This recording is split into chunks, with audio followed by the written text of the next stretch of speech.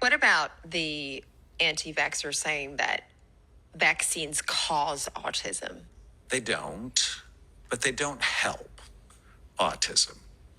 And I think for vulnerable people, for vulnerable children, vaccines can be harmful. And I have vaccine damage scans. So don't tell me they're innocuous, because they're not always innocuous. I just want to be able to have the discussion without somebody calling me bad names. Let's break this down, because while this may sound like an open discussion about vaccine safety, it's actually deeply misleading and dangerous. First, let's address the phrase, vaccines don't cause autism, but they don't help. He went on to say that vaccines can be harmful to vulnerable children and that he has vaccine damage scans. That but is a huge problem. Autism is not a contraindication for vaccines, and every time someone phrases it like this, they keep the vaccine autism myth alive. It plants doubt where there shouldn't be any. The science is clear, vaccines do not cause autism. And then, when addressing the backlash, he says he just wants to have a discussion without people calling him bad names. This is a common tactic used by people who push vaccine misinformation, positioning themselves as the lone wolf, the misunderstood thinker, the victim of an unfair attack. But let's be clear, challenging misinformation is not name-calling. No one is silencing a discussion on vaccine safety. What we are pushing back against is the spread of scientifically baseless claims that fuel vaccine hesitancy and harm public health. Now let's talk about vaccine safety, because this is where people like Dr. Amen twist the conversation. He says vaccines can be harmful to vulnerable children, but doesn't define what that means. What we do know is that the same mountains of evidence proving vaccines don't cause autism also show that vaccines, like any medical intervention, carry very rare risks. But the risks of not vaccinating are far greater.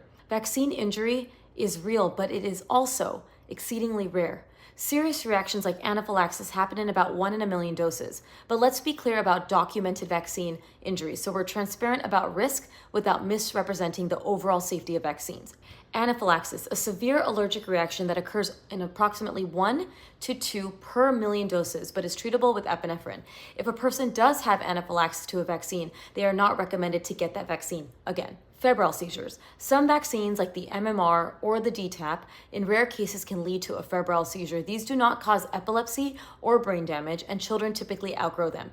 Guillain-Barré syndrome, a rare condition where the immune system attacks nerves, seen in about 1 to 2 cases per million flu doses.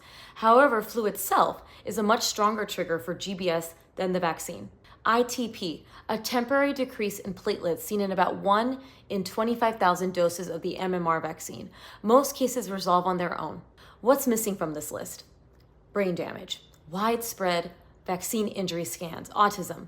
These claims have no scientific basis.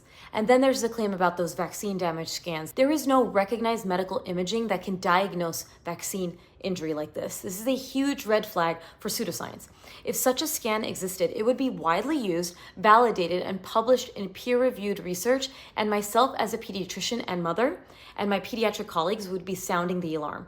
But it's not. This is the kind of misleading claim that fuels vaccine hesitancy and spreads unnecessary fear. And that's the other thing. This isn't just about wanting an open conversation.